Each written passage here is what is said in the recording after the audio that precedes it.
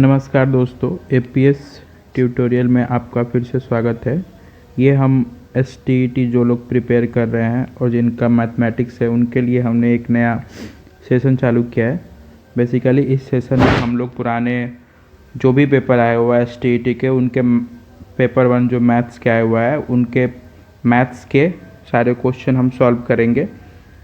आपको जैसे पता है कि एसटीईटी में मैथ्स के 100 क्वेश्चन आते हैं, तो हम पुराने जितने भी पेपर आए हुए हैं उसके पहले 25-25 क्वेश्चन डेली सॉल्व करेंगे। और आपको जो भी डाउट है आप टेलीग्राम, मेरे नीचे दिए गए टेलीग्राम चैनल पे लिंक पे पूछ सकते हैं, ज्वाइन करके टेलीग्राम चैनल।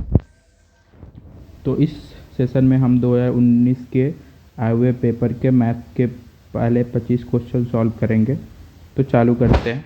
पहला क्वेश्चन ये बोल रहा है कि बेसिकली ए के जो 33% है वो बी के 55% के बराबर है।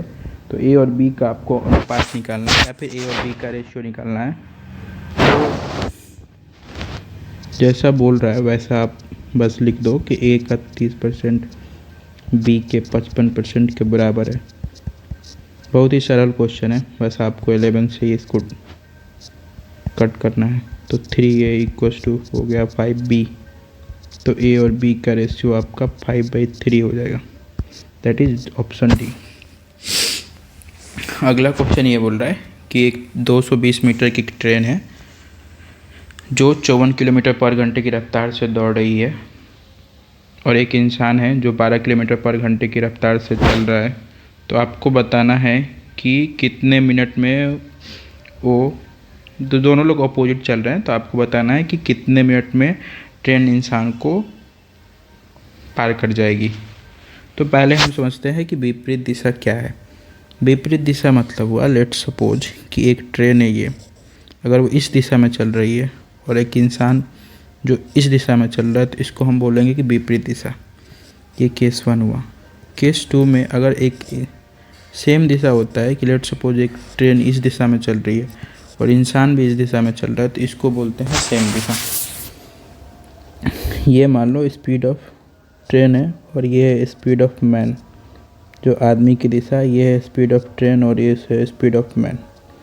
केस 1 में जब ये अपोजिट डायरेक्शन में चलता है तो हम एक इफ़ेक्टिव स्पीड निकालते हैं। इफ़ेक्टिव स्पीड आपको बोल लो या फिर हम बोलते हैं टोटल स्पीड या टोटल चाल, जो हिंदी वाले लोग हैं उनके लिए। तो ये होता है फर्स्ट केस में कि speed of train plus speed of man, ठीक है। बट अगर केस सेकेंड है, जब दोनों सेम केस में चलते हैं, तो जो स्पीड होता है, इफ़ेक्टिव स्पीड होता है, वो उसमें सब्सट्रैक्ट हो जाता है। टोटल चाल जो होता है वो speed of train minus speed of man हो जाता है, ठीक है। और आपको पता है कि टाइम टेकन इक्वल्स टू होता है distance travel divided by total चाल या स्पीड या चाल। इस केस में एक इंसान, मान लो आप लेट सपोज एक इंसान यहाँ पे खड़ा है, तो ट्रेन को कितनी दूरी पार करनी पड़ेगी कि वो इसको क्रॉस करे। तो बेसिकली ट्रेन को जितनी इसकी लंबाई है उतनी दूरी पार करनी पड़ेगी ताकि इस आदमी को क्रॉस करे। सो इस केस में आपकी जो दूरी होगी वो बेसिकली ट्रेन की लंबाई होगी 220 मीटर और इफ़ेक्टिव स्पीड होगा बेसिकली, और जो चाल होगा वो इफ़ेक्टिव स्पीड होगा। स्पीड, इस क्वेश्चन में आपको ये ध्यान देने वाली बात है कि इस क्वेश्चन में आपको जो ट्रेन की लंबाई है वो मीटर में है, जबकि उसकी जो गति है वो किलोमीटर में दे रखा है। तो पहले हम किलोमीटर को मीटर में कन्वर्ट करेंगे, फिर हम इसको यहाँ पे पुट करेंगे। तो जो स्पीड ऑफ ट्रेन है बेसिकली वो आपको दे रखा है 54 किलोमीटर। तो जैसे आपको पता है किलोमीटर को मीटर पर सेकेंड में चेंज करने के लिए 5/18 से डिवाइड करते हैं, तो ये हो गया 15 मीटर पर सेकेंड। वैसे ही स्पीड ऑफ मैन जो होगा वो आपका होगा 12 × 5/18, तो 6 से डिवाइड कर दो आप, तो ये होगा 10/3। ये अपोजिट डायरेक्शन में चल रहा है जैसे मैंने आपको बताया केस 1 में। तो यहाँ पे एस इफ़ेक्टिव जो होगा वो होगा s train plus s man, that is 15 plus 10/3 45 55/3 metre per second. ठीक है, तो अब आपका आ गया, अब आपको टाइम निकालना है सिर्फ। टाइम इज़ बेसिकली जितना ट्रेन की लंबाई है 220 अपॉन जितना इफ़ेक्टिव स्पीड है दैट इज़ 55/3। तो ये 4 से कट गया, तो 4 × 12, ये 12 सेकेंड आ गया। तो ये 12 second is right answer. Next question पे चलते हैं। क्वेश्चन नंबर 3 आपको बोलता है कि 4.9 को प्रतिशत के रूप में व्यक्त करना है। जब भी आपको प्रतिशत के रूप में व्यक्त करना हो, आप सीधे बस 100 से मल्टीप्लाई कर दो, तो 4.9 इंटू 100 दैट इज 490। अगले क्वेश्चन पे चलते हैं।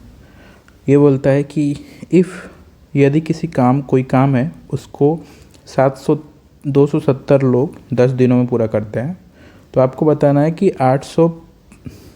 180 व्यक्ति उस काम को कितने दिन में समाप्त करेगा। तो बेसिकली इस ऐसे क्वेश्चन को करने का एक आसान ट्रिक मैं बताता हूँ आपको।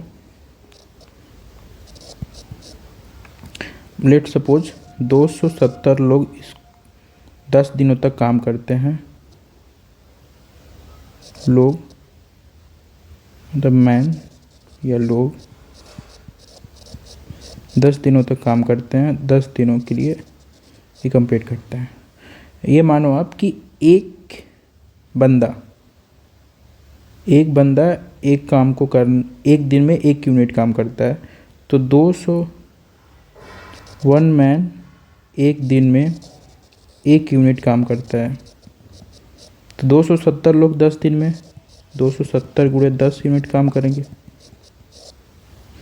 तो उस काम में 270 यूनिट है।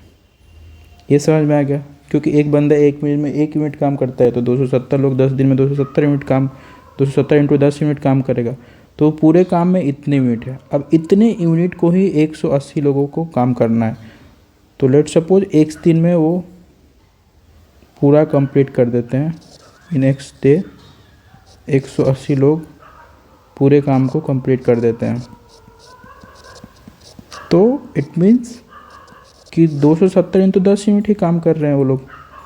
फाइनली 270 × 10 यूनिट ही काम है ना पूरा।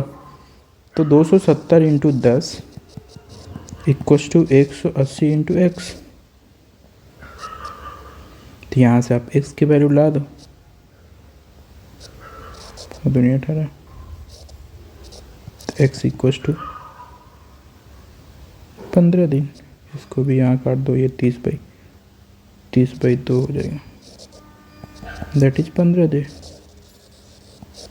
तो 15 day is your right answer. अगर ये बात आपको समझ में आ गई तो इसका एक बिल्कुल आसान सा ट्रिक है कि जैसे ही आपको ऐसा दिया हो तो बस आप इसको मल्टीप्लाई करो और x डे मान लो और 180 से भी मल्टीप्लाई करो। यहाँ से x की वैल्यू 15 डे आप निकाल सकते हो। सिंपल।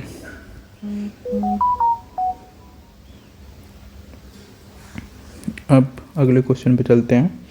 ये बोल रहा है कि 31 से जितने भी लेस प्राइम नंबर है उनका सम बताना है मुझे। तो बेसिकली जिन लोगों को प्राइम नंबर नहीं पता है उनको बता दूं मैं। प्राइम नंबर वो होता है जिसका जो सिर्फ एक से या फिर अपने से ही 2 ही नंबर से कटे, या तो 1 से कटे या फिर खुद से भी कटे। तो फॉर एग्जांपल मैं आपको बताता हूँ, फॉर एग्जांपल 3 किन नंबर से कट सकता है? 1 से कट जाएगा, 3 से कट जाएगा। फॉर एग्जांपल 2 1 से कटेगा और 2 से कटेगा। बहुत लोगों को कन्फ्यूजन होता है कि 2 प्राइम नंबर कैसे हो, क्योंकि 2 नंबर प्राइम नंबर हुआ क्योंकि ये सिर्फ 2 नंबर से ही कटता है, 1 और 2। तो हमको 31 से कम जितने भी प्राइम नंबर है उनको ऐड करना है। तो पहले हम ऐसे लिख लेते हैं कौन कौन से। 2 है, 3 है, 5 है, 7 है, 11 है। 9 नहीं होगा क्योंकि 9 आप देखोगे तो 9 1 से भी कटता है, 9 से भी कटता है, 3 से भी कटता है। तो ये प्राइम नंबर नहीं होगा, तो 9 नहीं होगा, 11 होगा, 13 होगा, 17 होगा, 19 होगा, 23 होगा और 29 होगा। तो बस आप इन सारे नंबरों को ऐड कर दो। जब ये सारे आप ऐड करोगे तो ये आपको 129 आएगा। ठीक है, तो 129 है जो राइट आंसर। अब पूछ रहा है कि यदि 1 जनवरी 2029 बुधवार था तो 2 जनवरी 2014 को सप्ताह का कौन सा दिन था। मानो इस क्वेश्चन को बनाने के लिए पहले आप इन दोनों के बीच का डिफरेंस निकाल लो। तो 1 जनवरी 2023 और 2 जनवरी 2024 में जो डिफरेंस है वो एक ईयर, एक डे का है। ठीक है, अब क्या करते हैं कि एक ईयर में कितने वीक होते हैं, कितने वीक और कितने दिन होते हैं। तो एक ईयर में आपको पता है कि 52 वीक और एक डे होता है। ठीक है, तो वीक निकालने का क्या मतलब है मैं बताता हूँ।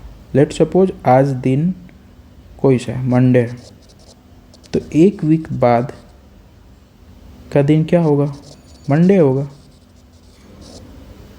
इट मीन्स अगर 1 जनवरी का दिन अगर वेडनेसडे है तो बुधवार है, तो 52 वीक बाद भी क्या होगा, बुधवार ही होगा, वेडनेसडे ही होगा। ठीक है, तो 52 वीक बाद ये बुधवार होगा। तो एक साल बाद क्या होगा, एक साल में आपको पता है कि 52 वीक और एक डे आता है, तो बुधवार का अगले दिन क्या होगा, बृहस्पतिवार।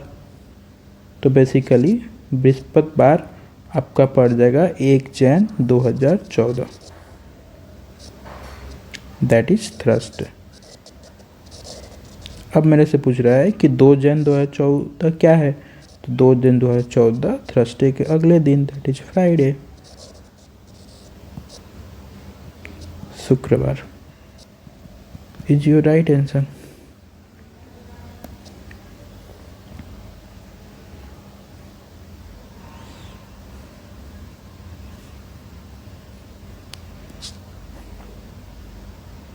ठीक है, अब नेक्स्ट क्वेश्चन पे बढ़ते हैं।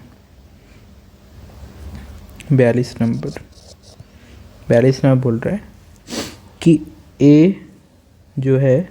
बी है जो वो ए से बड़ा है परंतु सी से छोटा है। तो ऐसे क्वेश्चन को करने के लिए जैसे जैसे बोल रहा है वैसे वैसे आप क्रम से लिखते जाओ। फॉर एग्जांपल, अब जैसे लिख रहा है कि A is older than B, तो ए को आप ओल्डर देन बी कर दो, बट यंगर देन सी, तो यहाँ पे सी लिख दो। ठीक है, ये एक लाइन का पूरा मतलब निकल गया।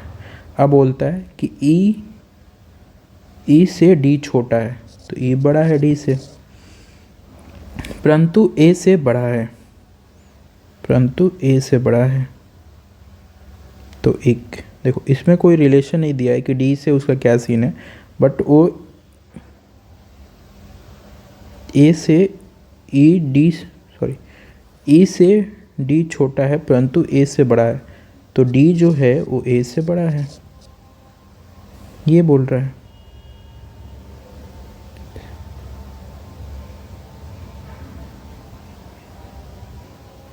तो ये हो गया दूसरी लाइन। तीसरा लाइन बोल रहा है यदि सी की आयु जो है वो डी से छोटी है, मतलब अगर डी बड़ा है सी से, इट मीन्स ई भी बड़ा होगा सी से। अगर डी बड़ा है सी से तो ई भी बड़ा होगा सी से, और सी ऑलरेडी आपको पता है कि ए और बी से बड़ा है। इट मीन्स ई डी से भी बड़ा है, यहाँ पर देखो सी से भी बड़ा है, ए से भी बड़ा है, बी से भी बड़ा है। It means E is your oldest one, मतलब ई सबसे बड़ा है। तो E is your right answer.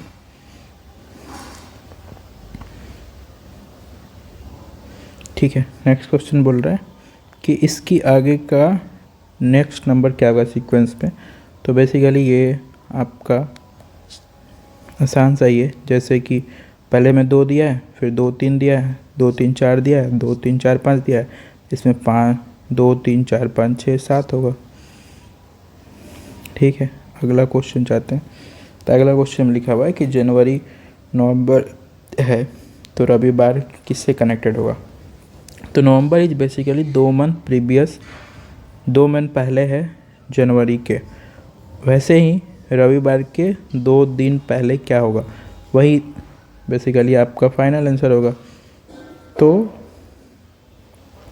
जनवरी से पहले आता है दिसंबर, दिसंबर से पहले आता है नवंबर, जन यहाँ है तो 2 मंथ पहले का नवंबर दिया हुआ है। तो वैसे ही संडे से 2 दिन पहले क्या आता है, एक पहले सैटरडे आता है, देन फ्राइडे आता है, तो Friday is your right answer.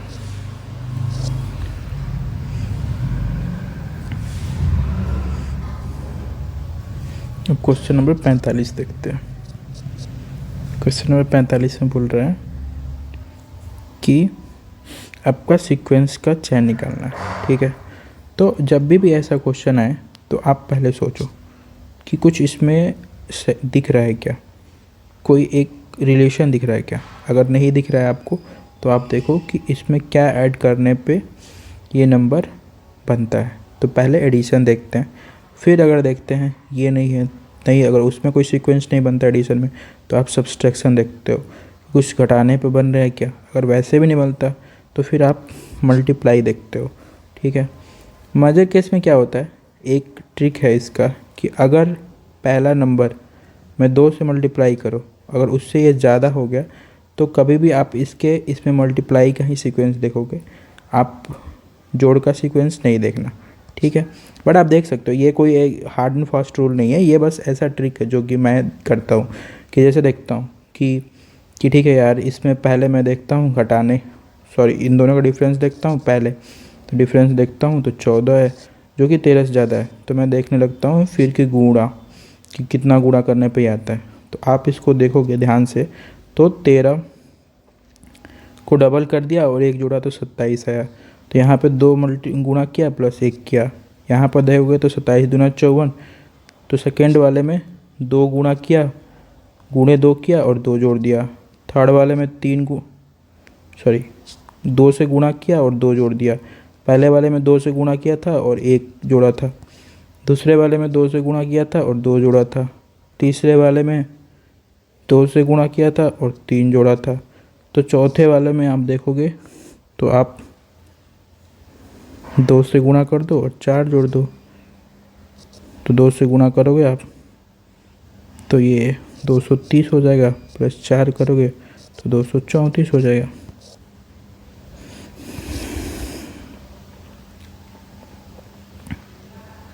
Next question पे चलते हैं। नेक्स्ट क्वेश्चन बोल रहा है कि एक व्यक्ति 2 पाइप को 12 रुपये में बेचता है और एक में 20% गेन करता है और एक में 20% हानि करता है। तो आपको बताना है कि टोटल ट्रांजैक्शन का क्या रहा। ठीक है, तो ऐसे क्वेश्चन का एक आसान सा ट्रिक है कि जब भी कोई बंदा, एक चीज़ तो आप याद ही रख लो कि जब भी कोई बंदा सेम चीज़ पे तो सेम परसेंटेज पे गेन कर रहा है और लॉस कर रहा है और सेम पैसे पे बेच रहा है तो उसको कभी भी हानि होगा। ठीक है, तो इस क्वेश्चन को आप इससे भी एलिमिनेट कर सकते हो। अगर आपको नहीं करना कुछ भी कैलकुलेशन तो आप इससे भी एलिमिनेट कर सकते हो, ऑप्शन से भी, कि आपको देखो इसमें प्रॉफिट दिया हुआ है, इसमें प्रॉफिट दिया हुआ है, इसमें नो लॉस नो, तो बचा ये लॉस, तो एक ही ऑप्शन होगा लॉस का ही। बट वैसे तो ये क्वेश्चन ही गलत है क्योंकि इसके ऑप्शन से गलत है, क्योंकि आप देखोगे इसका एक ट्रिक होता है कि जब भी ऐसा क्वेश्चन आए तो आप जितना हानि हुआ और जितना गेन हुआ, जो भी लाभ हुआ जो जितना हानि परसेंटेज दिया उसको मल्टीप्लाई कर दो और 100 से डिवाइड कर दो, यही आपका जैसे 4% लॉस ऑफ टोटल ट्रांजैक्शन होता है। तो यहाँ पे बेसिकली 1 नहीं 4% होना चाहिए, तो your B is right option हो जाता। तो बेसिकली इसमें ट्रिक क्या है, ये आप दोनों तरह से कर सकते हो। एक, आप जब भी कभी भी आपको अगर सेम परसेंटेज पे गेन और सेम परसेंटेज पे लॉस हो, मतलब सेम परसेंटेज पे हानि और सेम परसेंटेज पे लाभ हो, तो आपको हानि ही होगा, ठीक है। तो आप इसमें ऑप्शन जाके देख लो, तो सिर्फ एक में हानि है तो वही ऑप्शन होगा। लेकिन इन्होंने ऑप्शन गलत दिया है, क्योंकि मैं दूसरा ट्रिक बताता हूँ। जब भी ऐसा क्वेश्चन आए, अगर आपको दे दे कितना परसेंट का लॉस है कितना परसेंट का गेन हो रहा है, तो पहले आप डायरेक्ट ये तो आप समझिए कि लॉस ही होगा इस केस में, बट कितना परसेंट का निकालना है तो आप 20 × 20 जितना हानि और जितना लाभ दिया है परसेंटेज उसको मल्टीप्लाई कर दो और 100 से डिवाइड कर दो, ये आपका परसेंटेज लॉस निकल जाता है, दैट इज 4%। अब 47 देखते हैं। 47 में बोलता है कि एक पॉजिटिव इंटीजर है जिसके स्क्वायर में अगर उस इंटीजर को जोड़ते हैं तो ये 2450 बनता है, तो इंटीजर क्या होगा। तो लेट सपोज वो इंटीजर x है, ठीक है। तो एज पर एक क्वेश्चन आपको x² प्लस x की वैल्यू दे दिया है, ये 2450, ठीक है। तो x² plus x minus 2450 equal to 0, ये आपको इक्वेशन बन गया। आप इसको सॉल्व करोगे तो ये आपका आंसर आ जाएगा। मैं इसका एक आपको ट्रिक बताता हूँ कि ये ऐसे इस क्वेश्चन को आप कैसे कम समय पे कर लोगे। ये क्वेश्चन आप ऐसे करोगे कि 2450 से ये आप देखोगे ध्यान से, तो ये 50 के स्क्वायर से कभी भी कम है। 50 का स्क्वायर आपका कितना होता है 2500, तो 2450 कभी भी 2500 से कम हो, ठीक है, ठीक है। तो जो भी वैल्यू आएगी वो कभी भी 50 से कम होगा, ये मान रहे हो, क्योंकि अगर इसका स्क्वायर ही 2450 से ज़्यादा है तो इसका स्क्वायर प्लस ये नंबर तो कभी भी 50 से ज़्यादा ही, 50 का स्क्वायर और 50 का स्क्वायर प्लस 50 कभी भी 2450 से ज़्यादा होगा। इट मीन्स वो नंबर कभी भी 50 से कम होगा। ये तो फिक्स है कि 50 से ये नंबर कभी भी जो भी आंसर आएगा वो 50 से कम होगा, क्योंकि 50 का स्क्वायर 2500 आपका 2450 से ज़्यादा है, तो नंबर कभी भी आएगा वो 50 से कम आएगा। इतना समझ गए तो आपका ये 2 ऑप्शन ख़त्म हो गया, ठीक है। अब बचा 2 ऑप्शन। अब 2 ऑप्शन में आपको ये निकालना है। आप चाहो तो ये क्वेश्चन सॉल्व कर सकते हो, बट ये थोड़ा हार्ड है। तो आपको 2 इक्वेशन में कुछ नहीं करना है, इस इक्वेशन में बस डाल दो x की वैल्यू डाल दो 49। जब 49 का वैल्यू आप डाल स्क्वायर प्लस 49 का वैल्यू निकाल दो कि ये कितना आता है। ये आप जब निकालोगे तो 49 को आप क्या लिख सकते हो 50 माइनस 1 का होल स्क्वायर, तो ये आ जाएगा 50 का स्क्वायर प्लस 1 का square into 2 into 50 that is 100। तो आप ये 2500 माइनस 100 प्लस 1, तो आपका ये हो जाएगा 2401। अब इसमें 49 जोड़ दो तो 2450 आ गया, that is your choice. 49 is right answer. फिर से मैं बता देता हूँ कि ये कैसे किया मैंने। बेसिकली क्या है कि इस क्वेश्चन को आप कैसे करोगे ऑप्शन देख के। तो ये पहले क्वेश्चन बोल रहा है कि sum of positive integer and their square is 2450। तो ये क्या है 2500 से कम है। 2500 से कम है मतलब कि जो पॉजिटिव इंटीजर है वो कभी भी 50 से कम होगा। क्यों कम होगा? क्योंकि 50 का स्क्वायर और 50 जोड़ोगे तो इससे तो ज़्यादा ही आएगा ना, ये 2550 हो जाएगा जो कि इससे ज़्यादा है।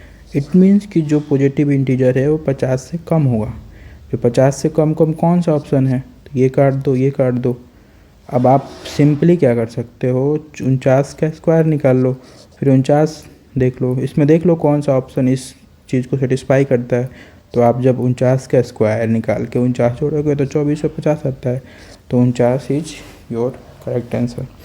अब कुछ लोग क्या करते हैं, एक और चीज़ कि 49 का स्क्वायर जब निकालना है तो वो लोग क्या करते हैं कि 49 इंटू 49 गुणा कर लेते हैं।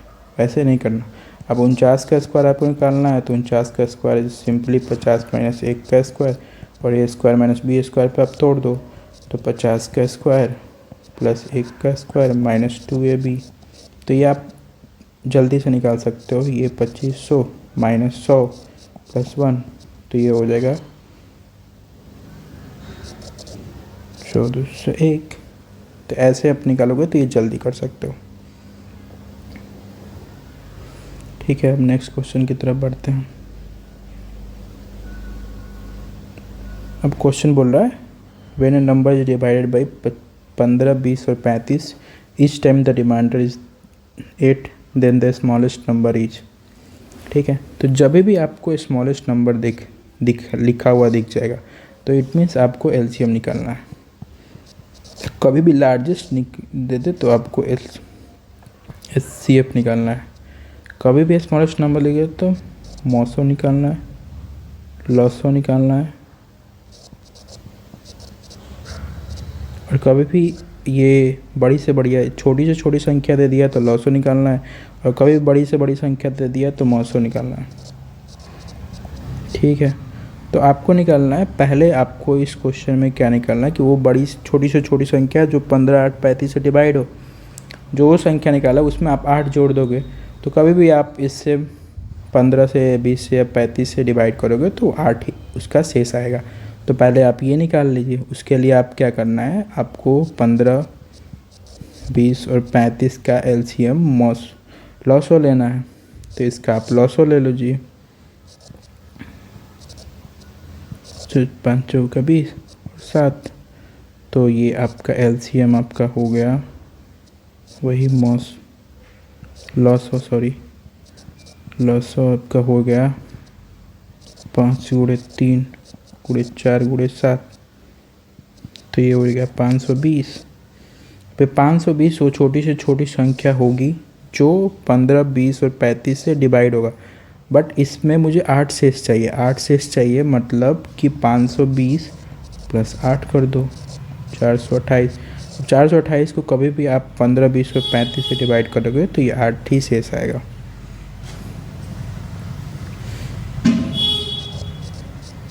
अब क्वेश्चन नंबर 49 करते हैं।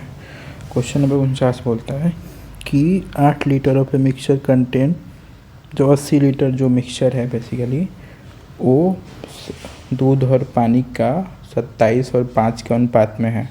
तो आप उसमें कितना पानी कितना दूध मिलाइएगा कि दूध और पानी का जो अनुपात है 3:1 में हो जाए चेंज। इस क्वेश्चन को आप ट्रिक है उससे भी सॉल्व कर सकते हो, लेकिन पहले हम पूरा थ्रोली स्टेप बाय स्टेप समझेंगे, फिर अपन ट्रिक से इसको सॉल्व करेंगे। तो पहले हम 80 लीटर जो मिक्सचर है उसमें दूध और पानी का वेट निकालेंगे बेसिकली कि वो कितने लीटर है। तो आपका दूध का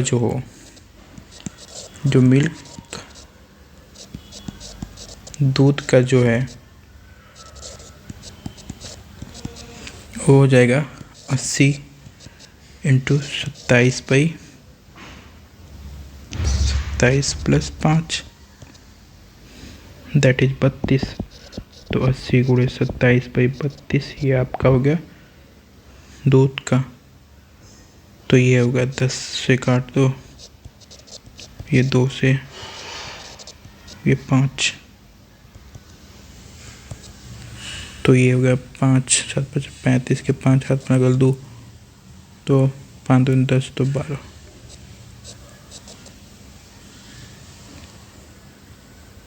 10 3 13 सॉरी 135/2 लीटर उसमें दूध है। ठीक है, वैसे ही आप इसमें पानी का वेट निकाल लो कि पानी का वेट क्या है। तो पानी का वेट कुछ नहीं होगा, सॉरी कहानी का वेट 80 इंटू 5/32 होगा, दैट इज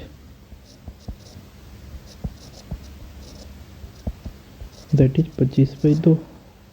ठीक है, अब बोल रहा है कि कितना उसमें पानी मिला है कि उनका रेशियो 3:1 हो जाए। तो लेट सपोज एक्स आपने पानी मिलाया, तो अब एक्स पानी मिलाया तो जो दूध का पहले था वेट उतना ही रहेगा, तो 132/2 डिवाइडेड बाई 25/2 प्लस एक्स की वैल्यू 3:1 हो जाए। तो ये आप जब करोगे इसको सॉल्व, ये इक्वेशन आ गया आपका, वेर एक्स मान लो आपने इतना लीटर एक्स्ट्रा पानी मिलाया आपने, तो जब आप इसको सॉल्व करोगे तो ये आएगा 135/25 प्लस 2x इक्वल्स टू 3:1। तो 135 इक्वल्स टू 75 प्लस 6x, तो 6x इक्वल्स टू 60 होगा, तो x इक्वल्स टू 10 लीटर। तो ये 10 लीटर आपको पानी मिलाना पड़ेगा। अब मैं आपको ट्रिक बताता हूँ कि इससे क्वेश्चन को कैसे सॉल्व करोगे। ठीक है, तो आपके पास ये मिल्क है, दूध, और ये है वाटर, पानी। ठीक है, तो इनिशियल स्टेज में ये 27 है और ये 5 यूनिट है। ठीक है, तो दोनों को मिला के आप देखोगे ये 32 यूनिट पानी और मिक्सचर है। ठीक है, अब बोल रहा है कि इसमें कितने पानी मिलाएंगे कि ये 3:1 हो जाए। ठीक है, तो 3 को आप 9 से मल्टीप्लाई कर दो, 1 को भी आप 9 से मल्टीप्लाई कर दो, तो ये हो जाएगा 27। 27 का 27 आ गया, ये हो गया 9। तो आप इन दोनों को जोड़ दोगे तो ये हो जाएगा 36 यूनिट। ठीक है, तो 32 यूनिट आपका 80 लीटर के बराबर है, तो 36 यूनिट आपका कितने लीटर के बराबर है?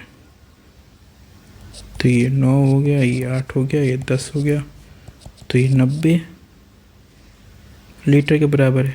तो आपको कितना पानी और मिलाना पड़ेगा? पहले 80 था, अब 90 हो गया, तो 10 लीटर। तो ये ट्रिक है आपको बनाने के लिए, कम समय बनाने के लिए। चलो अब नेक्स्ट क्वेश्चन बनाते हैं। नेक्स्ट क्वेश्चन बोल रहा है कि एक आदमी 20 सेव को 100 रुपये में बेचकर 20% मुनाफा कमाया। उसने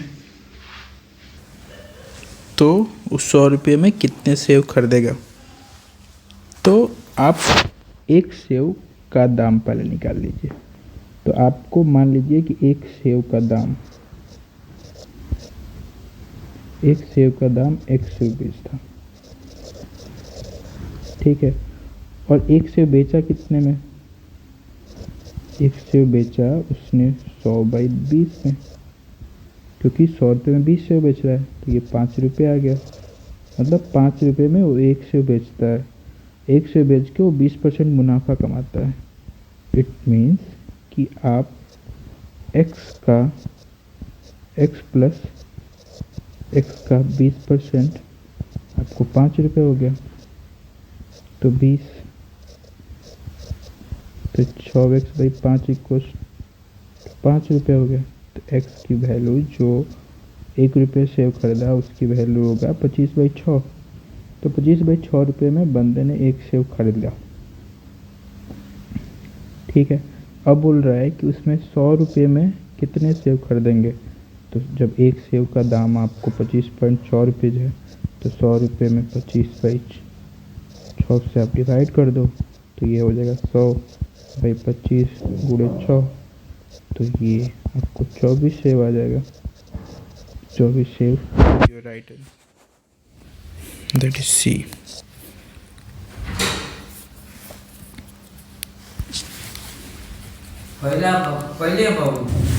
तो अगला क्वेश्चन करते हैं। तो अगला क्वेश्चन आपको पूछ रहा है कि एक समानांतर श्रेणी एपी का 100 कौन सा पद 109 होगा।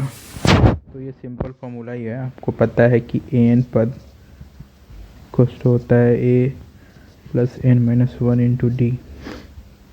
तो आपका an का पद दे दिया है 109 और ए होता है बेसिकली पहला टर्म, इसमें क्या है आपका 4, और डी की वैल्यू होती है बेसिकली दूसरा टर्म माइनस पहला टर्म। तो दूसरा टर्म 9 है, पहला टर्म आप 4 इसमें से घटा दो तो ये होगा 5। तो 109 इक्वल्स टू 4 प्लस एन आपको बेसिकली निकालना है कि कौन सा पद आपका 109 होगा, और ये आप 5 है तो आप इसको इधर ले जाकर हटाओगे तो 105 हो जाएगा इंटू n-1 इंटू 5। तो n-1 की वैल्यू हो जाएगी 105/5, दैट इज 21। तो n इक्वल्स टू 22। तो 22 आपका सही आंसर होगा। अब 52 नंबर बनाते हैं। 52 बोला निम्नलिखित किस समीकरण का हल -3 होगा। तो आप एक एक करके सारे ऑप्शंस को हल कर दो। तो पहला ऑप्शन आप करोगे तो x + 3 -1, तो x की वैल्यू हो जाएगी -4, तो ये तो इसका हल है ही नहीं। दूसरा ऑप्शन करोगे तो हो जाएगा 8 + 2x = 3, तो 2x = -6, तो x = -3, सॉरी 2x = -5। बेसिकली ये आप 3 में से -8 घटाओगे तो ये हो जाएगा -5, तो 2x = -5, तो x = -5/2, ये भी हल नहीं है। अब ऑप्शन सी देखो, ऑप्शन सी देखोगे तो 10 + 3x = 1 हो गया, तो 3x = -9, तो x = -9/3, दैट इज -3। तो यही आपका ऑप्शन सी सही है। तो option C is right answer. Question number 53 का देखते हैं। 53 बोल रहा है कि y के किस मान के लिए y-1 और 2y + 1 की वैल्यू बराबर होगी। तो आप पहले किस मान के लिए बोल रहे हो, दोनों को बराबर कर दो सिंपली। तो y-50 = 2y + 1, तो ये इधर लाओगे, इसको लाओ जाओगे उधर, तो y = -16। बेसिकली इस y को आप इधर ले जाओ और इस 1 को इधर लेके आओ। तो आप इधर ले जाओगे तो ये हो जाएगा 2 1 - y, और इसको इधर लेके आओगे तो ये होगा -15 - 1, तो y = -16, that is -16 is your answer. Question number 54 करते हैं। ये पूछ रहा है कि किस समीकरण का हल पूर्णांक नहीं है, मतलब विच equation which can't solve in integer. तो आप हर एक इक्वेशन का सॉल्यूशन निकाल लो और सॉल्यूशन देख लो कि कौन सा इंटीजर नहीं है। तो पहला पूर्णांक नहीं है बेसिकली, तो पहला का सॉल्यूशन आप निकालोगे। सॉल्यूशन मतलब कि जो वेरिएबल है, जो इसमें, जैसे इसमें y है तो इसकी वैल्यू क्या होगी, जिसमें x है तो इसकी वैल्यू क्या होगी। तो -3 = -8, तो इसमें y की वैल्यू 5y को ले जाओगे इधर 3, तो -15, तो y की वैल्यू हो गई -3, तो -3 तो पूर्णांक है, तो ये नहीं होगा। फिर ऑप्शन बी देखते हैं। तो 3x - 9 = 0, तो x की वैल्यू हो गई 3, तो ये भी ऑप्शन नहीं होगा क्योंकि ये पूर्णांक में है। फिर ऑप्शन सी देखते हैं। तो 3x + 8 = 3 + x, तो इधर x को आप इधर लेके आओ और ये 8 को इधर ले जाओ, तो ये हो जाएगा, इधर लेके आओगे तो 3x में से x गया कम होगा तो 2x हो जाएगा, और 3 में से -8 गया तो -5 हो जाएगा, तो x की वैल्यू -5/2 है। तो ये पूर्णांक नहीं है, ये पूर्णांक नहीं है, तो ये आपका ऑप्शन सी हो जाएगा राइट आंसर। अब क्वेश्चन नंबर 55 देखते हैं। 55 पूछ रहा है कि a और b एक पॉजिटिव इंटीजर है, एक धनात्मक पूर्णांक है, तो समीकरण 1 और b का हल हमेशा क्या होगा। तो आप x = b दिया हुआ है, तो इसका हल क्या होगा, हल मतलब x की वैल्यू, तो x की वैल्यू क्या होगा, x की वैल्यू होगा b/a। अब क्या बोल रहा है कि b > 0 है, धनात्मक पूर्णांक पॉजिटिव इंटीजर मतलब b > 0 है और a भी > 0 है, इट मीन्स b/, मतलब ये पॉजिटिव है और ये पॉजिटिव है, तो positive by positive is always positive. It means कि इसका जो भी हल होगा वो भी धनात्मक होगा, तो एक पॉजिटिव नंबर होगा, तो दैट इज ए। तो आपका ए सही आंसर हो जाएगा। नेक्स्ट क्वेश्चन पे चलते हैं। 56 नंबर बोल रहे हैं कि कौन सा नंबर इसको सेटिस्फाई करता है। सेटिस्फाई द इक्वेशन मतलब कुछ नहीं, आपको इसका सॉल्यूशन निकालना है, तो आप इसका सॉल्यूशन निकाल दो। -c + x = -12, तो x की वैल्यू हो गई -6। इसको इधर ले जाओ तो ये प्लस हो जाएगा, प्लस करोगे तो -6। या फिर किस सेटिस्फाई करने का मतलब ये भी होता है कि x की किस वैल्यू के लिए ये दोनों लेफ्ट LHS = RHS हो जाए। तो आप इसको, अगर ऐसा क्वेश्चन आ रहा है, ये तो खैर आसान है तो आप इसको सॉल्व कर लिए हो, लेकिन अगर आपको नहीं आता है तो आप इसको ऑप्शन वाइज भी कर सकते हो। हर एक ऑप्शन उठा के देखो, डालो इसमें x की वैल्यू और देखो किस में LHS = RHS होता है। तो 2 को उठा कर डालेंगे इसमें, तो 2 की वैल्यू हो जाएगी -6 + 2, तो LHS हो जाएगा, RHS तो -12 है, ये LHS हो जाएगा -4।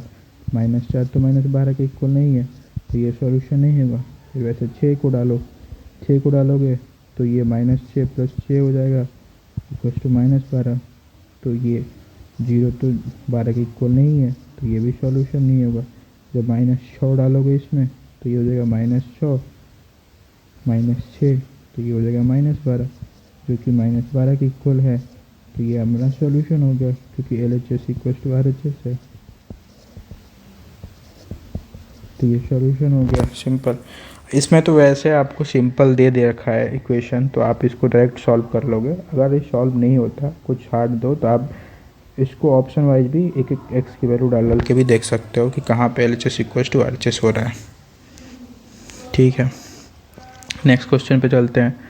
अब बोल रहा है 57 नंबर, क्वेश्चन नंबर 57 कि 20 साल आफ्टर 20 साल मतलब 20 साल के बाद मनोज की आयु 5 टाइम ज़्यादा होती है जो अभी उसके करंट का जो अभी वर्तमान आयु है।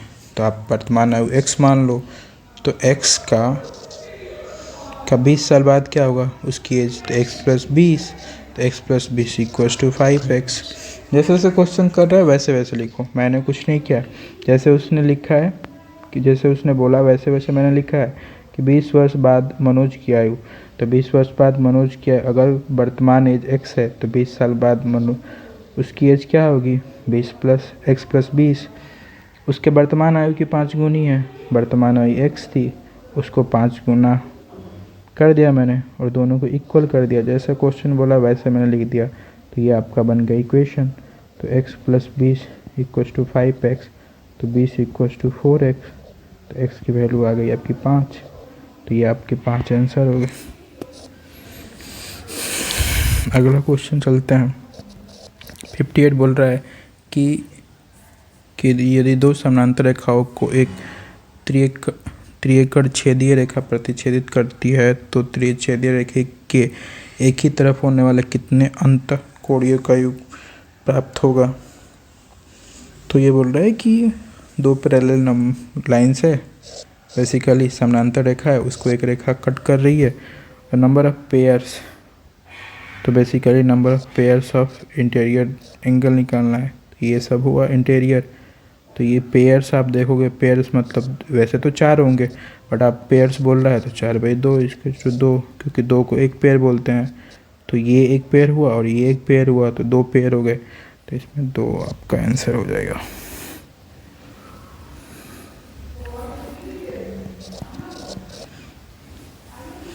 $59 बोल रहा है कि आपको कोटिपूरक कोणों के युग्म में से एक कोण दूसरे कोण का 1/3 है। 1/3 है, तो वे कोण कौन कौन से हैं। तो पहले कोण मान लो x है, तो एक कोण दूसरे कोण का 1/3 है, तो पहला कोण x है मानो, तो दूसरा कोण क्या होगा x/3, क्योंकि दूसरा कोण x/1 का 1/3 है, तो दूसरा कोण x/3। और आपको पता है कि अगर कोई दो एंगल कॉम्प्लीमेंट्री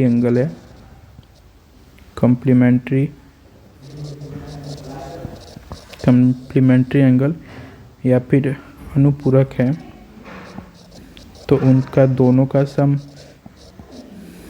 एक 90 डिग्री होता है। तो ये एक कोण आपका x है तो दूसरा कोण x/3 हो गया, तो दोनों का सम आप 90 डिग्री कर दो, तो ये हो जाएगा 3x + x 4x/3 = 90।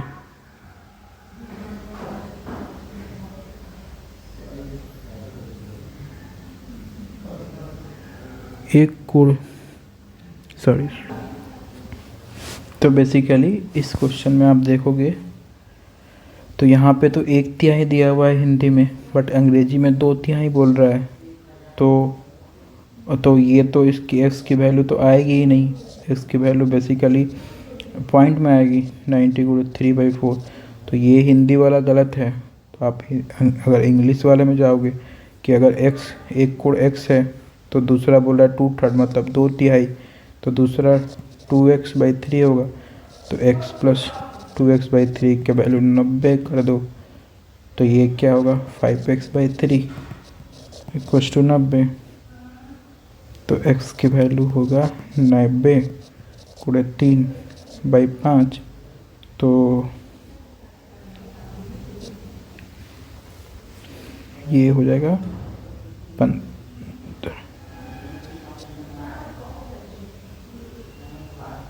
ये हो जाएगा 18